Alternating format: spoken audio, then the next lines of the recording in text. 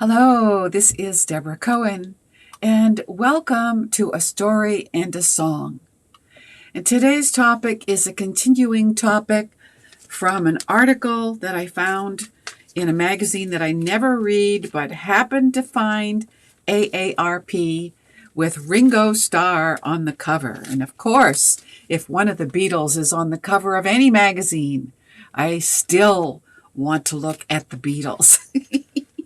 Oh dear. So this article is by, I'm trying to find the name of it, John Colapinto. He is a great writer, and this is part 3 entitled Let Me Call You Sweetheart.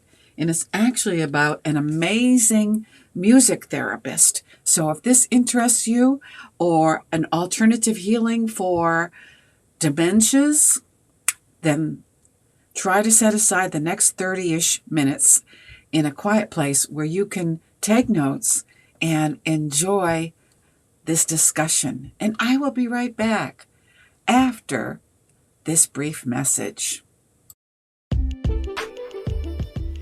Hello, this is Deborah Cohen. I'm so glad you found me online. My music is a variety of genres, starting in the 80s as a new wave singer-songwriter, opening up for Joan Jett in Kenmore Square, Boston. From there, I wandered into different genres, exploring my faith, praise music, interfaith music, and pop, rock, indie music, as well as music for TV, film, and movies. So there's all kinds of things to learn listening to my podcast, A Story and a Song.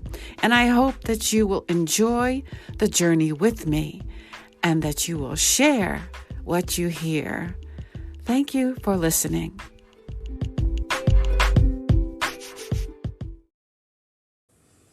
And again, this is Deborah Cohen, and I'm glad you're here, whether you're on twitch.tv/Deborah Cohen Music or on Instagram Live.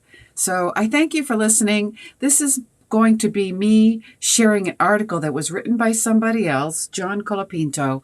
And a lot of us, as we get older, of which I am a baby boomer, maybe you are too, want to know how music can help you if you're suffering with one of the dementias, with Alzheimer's, memory issues. Okay, so let's just jump right into it, and I appreciate your listening. Conchetta Tomeno was 24 years old in 1979 when she graduated with a master's degree in music therapy from New York University. She would go on to become a pioneer in the use of music to treat dementia. And today, at 69 years old, and by the way, I am also 69, so we can still be groovy as older women and men, of course, too. You can be groovy, too. She wrote a book, apparently, or is the legend in the field, the dedicated of neurologist Oliver Sacks' 2007 book, Musicophilia. I hope I made sense because I started talking. I try to just read instead of interjecting, but you know how it is when you get your own podcast, right? So Musicophilia, the past president of the American Association for Music Therapy and the executive director and co-founder of the Institute for Music and Neurologic Function, housed at Wartburg, a senior living facility in Mount Vernon, New York, where John recently visited her. And I just want you to take a moment here and take a breath like I'm going to. And this broadcasting on Instagram is a new thing for me, and I have yet to find the chat. I have my husband's writing to me in Twitch. I have yet to find the Instagram chat. So I'm sorry if I don't answer your chats in Instagram. It's just I don't see them. Okay. Cheerful and soft-spoken, with a round face and curly brown hair, the Bronx-born Tomeno was, she says, a big science kid. Were you? Okay. But she also played accordion and blended her love of music and science when she decided to switch from pre-med to a degree in music therapy. Tomeno was still a student intern in 1978, fulfilling the 1,200 hours of clinical field work necessary for her master's when, at a nursing facility in Brooklyn, she encountered her first dementia patients. And maybe you know somebody with dementia, or maybe you've been diagnosed with dementia. I had to watch my dear Nana with dementia. It was not a pretty sight. Sometimes she would know me, and other times she wouldn't know who I was. So a population not then generally considered to be candidates for music therapy. As was common in that era, the dementia patients were severely neglected. Yes, they were. Heavily drugged, hands encased in mittens to prevent their clawing at themselves, outfitted with nasal gastric tubes for feeding, and left to scream and wail in confusion and anxiety on an upper floor of the facility. And I hope none of you have had to experience that as far as watching somebody with dementia suffer in a nursing home.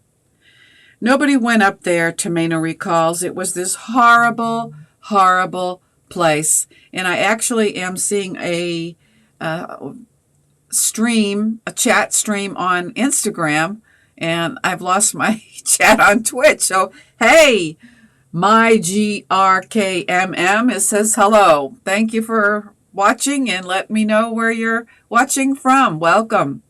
We're talking about dementia today and how music therapy can help. And we're comparing the cacophony of horror when a nurse told this woman, the music therapist, "Oh, it's so sweet of you to come, but they don't have any brains left, so don't expect too much." Can you imagine a nurse saying that about a dementia patient? But this is the way it was looked at back in, 30, 40 years ago when I had to witness my dear grandma suffering with dementia. But Tomeno, this music therapist, refused to believe it. She lifted her accordion and started playing the opening chords of "Let Me Call You Sweetheart.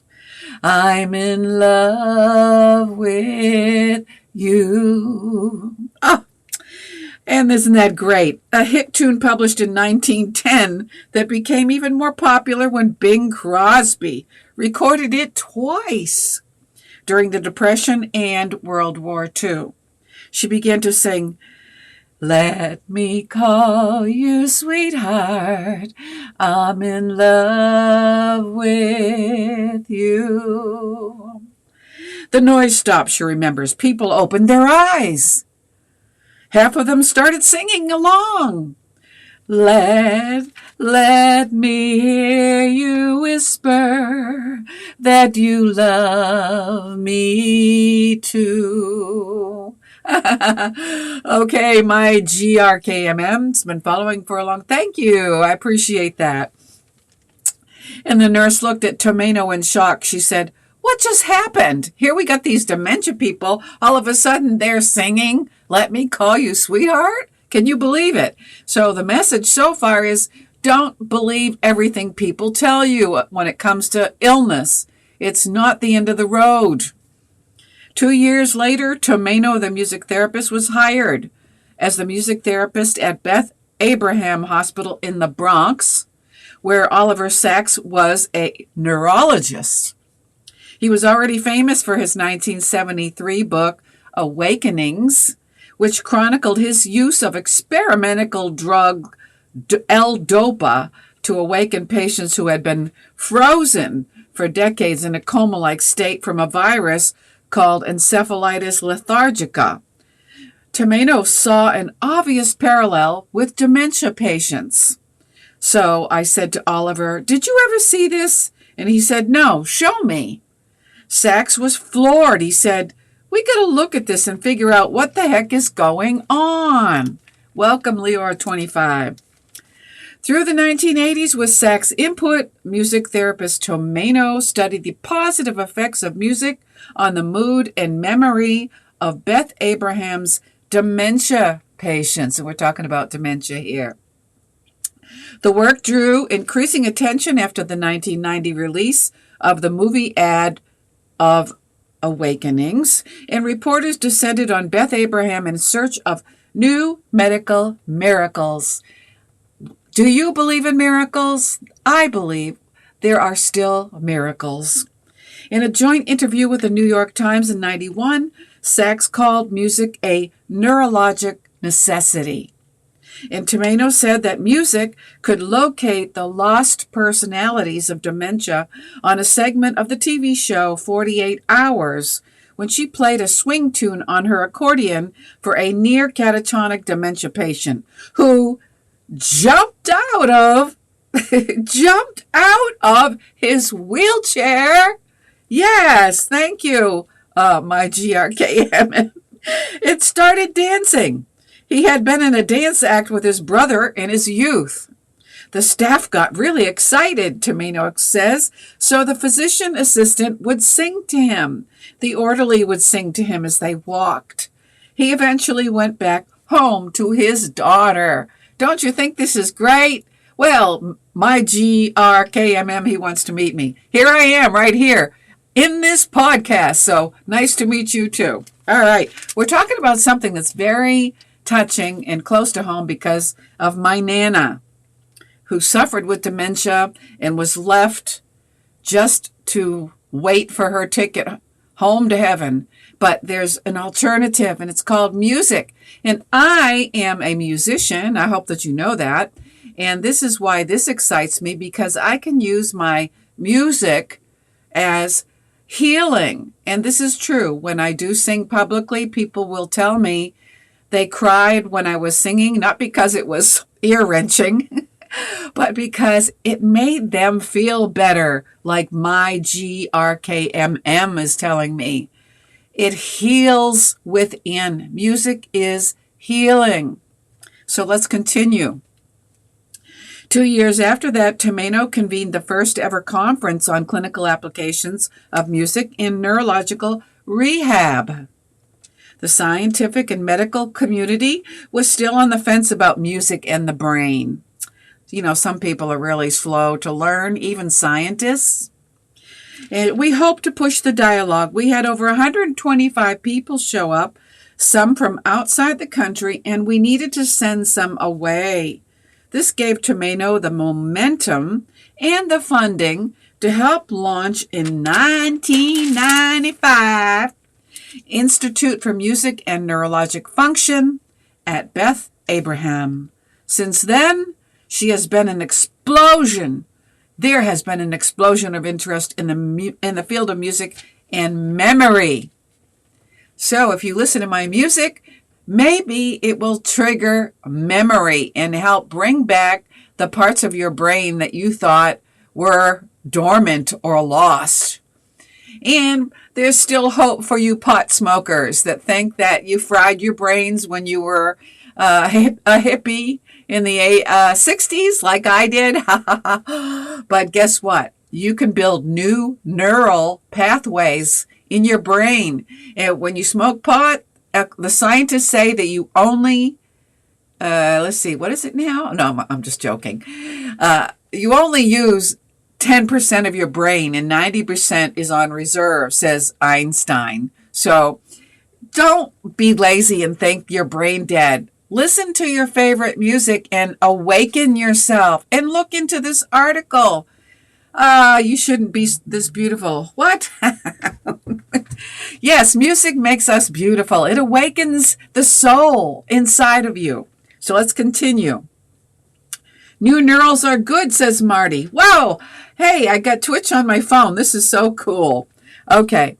Mysteries remain about how memories are created, stored, and retrieved in the brain, and how music acts to revive dementia patients, but answers have begun to emerge thanks to advanced brain scanning technology that did not exist when Tomeno and Sachs did their early research. It did not exist when my Nana was suffering from dementia, and it did not exist when I was a hippie in the 60s. Oh, specifically, it's an fMRI. This technology uses a strong magnetic field and radio waves to track blood flow throughout the brain, showing what areas are active during physical tasks like moving the fingers, which lights up areas of the motor cortex in an fMRI scan, or during cognitive tasks, including decision making and memory. All memories, regardless of how vivid and indelible they are electric and chemical signals in our brains that travel through a network of neurons. Decades ago, it was believed that there was a dedicated memory module of the brain where the past was stored. But the fMRI revealed that many areas of the brain are involved with memory, from the brain stem, seat of automatic tasks like breathing and blinking, and the emotion centers, including the amygdala, with your fight or flight reflexes, to the seeing and hearing centers, from the executive areas of the brain where thinking and decision making are made, to the part where long-term memories are processed. None of this should be specifically surprising when you consider the layered richness of memory, the distant sights, the sounds. Maybe you have a favorite song from the Beatles that triggers a happy memory. The smells, feelings, and conversations that can be evoked by something as ephemeral as a scent on the breeze.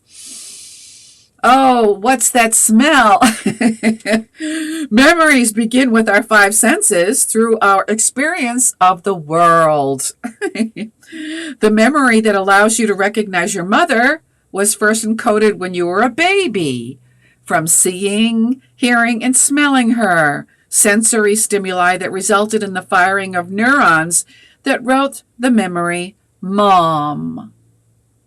Through repeated exposure to your mother, that memory grew, and like Marty mentioned, new neural pathways grew increasingly durable owing to actual physical changes in your brain. When specific groups of neurons are repeatedly activated, they strengthen the synaptic connections between them. Neurons that fire together wire together. I like that. I might use that as a t-shirt. I make t-shirts, by the way, so as a side note and a plug for me, there are two places where I sell my t-shirts, because musicians need income too. So you can go to Amazon.com and look for the artist, Deborah Cohen Music. Just type it up in the Amazon search, and you'll find my artist profile page. Scroll down beyond the music, but of course buy some music too, and look at my merch at the bottom. And also on redbubble.com. It's a little harder to find me there, but if you do a Deborah Cohen Music search, hopefully you'll be able to get to my store, and that is where I have a lot of merch that you can buy to support the artists like me. Okay, so where were we? Welcome, Gilvan Rodriguez. Okay, so we're talking about dementia in case you're just joining us, and how music helps the brain. None of this should be especially surprising when you consider the layered richness of memory. When specific groups of neurons are repeatedly activated, we develop neural pathways. It's sort of like when you drive in a mud driveway, and like the first time you drive with your car, you see the tire tracks, and the more you drive on that dirt road, you get a groove happening. Or if you're a hippie like me, remember those 45 records? And when you first play them, the needle goes around the record, the 45 or the 78 or the 33. And then after a while, if you play it to death, like I did with the Beatles, all of a sudden you get real deep grooves in the record. Yeah, those are neural pathways. That's what you can think of. Yeah, new neurals are good, says Marty. Thank you. Okay, so But even the memory of your mother can be lost if something chokes off the electrochemical signals that flash along those neurons.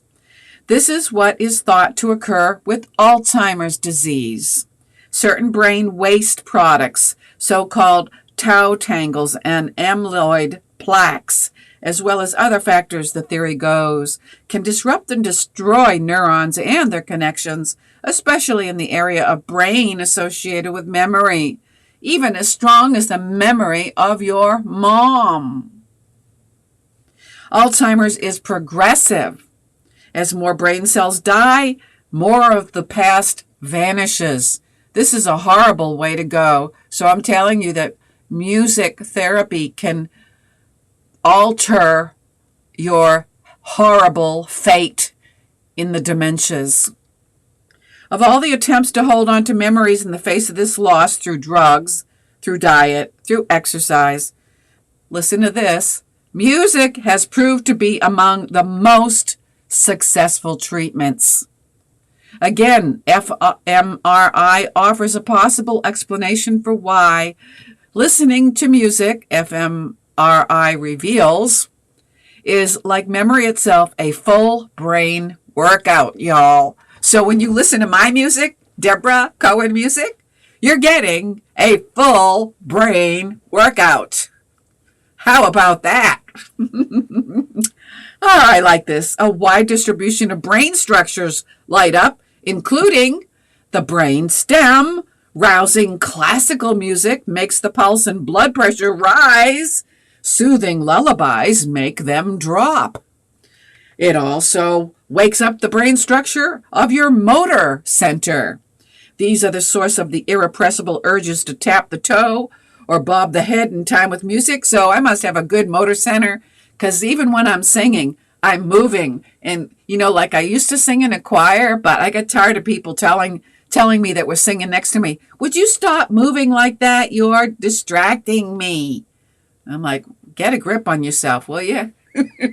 Seriously, movement. Motion is lotion, people. I also teach yoga, and it's important as you get older to keep moving. Otherwise, you're going to turn into a stone.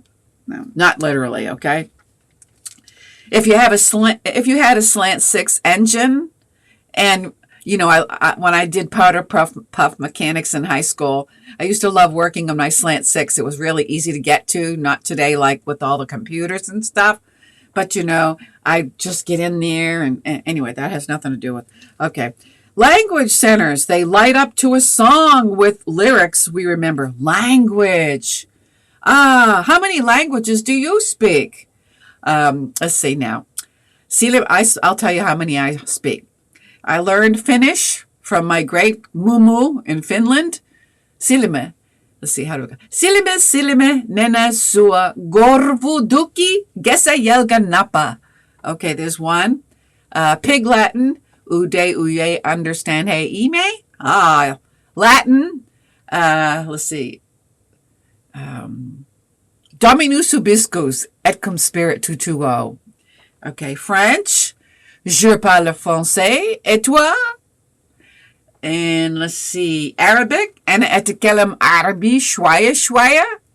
And Hebrew, no, let's see, I get Hebrew. I'm still trying to learn Hebrew and Arabic. Sometimes they get mixed up because a lot of the words are the same. How about Bo Mashiach? That's a good one. Okay, so there we go. The auditory cortex, this is where the music's pitches and tones are processed. And again, I'm very sensitive to people that sing off key, so I must have a really good auditory cortex. Emotion centers, here we go. Here, feelings of yearning, joy, exultation, sadness, fear, or loss of touched off by changes in the music's tempo, pitch, volume. In the executive centers, thoughts and memories connected to the music, where they are activated when you listen to music. The visual systems. Think of how a dark and stormy passage of Beethoven's Ninth Symphony. Uh-oh. Is there another page? Yes. Okay. Can call up images in your mind of black and turbulent skies. Disney did this for us with, quote, Night on Bald Mountain, end quote, in Fantasia. One more paragraph and we're done, so hang in there. This full brain workout, listening to my music or Beethoven or whoever you listen to, hints at why melodies and lyrics, particularly those from songs that have personal significance to us, like Elvis Costello's Pump It Up, that's my dance floor favorite. I remember, yes, I do remember, have such a peculiar sticking power in our memories. fMRI scans reveal that such autobiographically salient music is written into many parts of the brain. The movement center, for instance, not touched by Alzheimer's until the very last stages of its disease. So, in a nutshell, with all this talking I've been doing, music, by stimulating these preserved parts of the memory network, seems to reach into those areas of the neocortex, the brain's wrinkled outer layer, to find those neurons that have not yet died off, thus triggering memories thought to be lost forever. Can I get a yay from you all? Write it in the chat if you're still listening. Yay! All is not lost. All is not lost. I am not brain dead. All is not lost. Okay, let's get a yay. So I want to thank you for joining me. And, Marty, yeah, you're still there. I love it. And thank you for all of you listening on Instagram. I hope that you will share this with somebody that might be suffering from the dementias. And if you did not know that I'm a musician, I'm going to share in the closing some of my music so that you can find your favorite song at DeborahCohenMusic.com. Thank you for listening, and we'll see you again every Sunday at 11:30 a.m. Eastern Time, right here on Instagram Live and Twitch.tv. Thank you so much.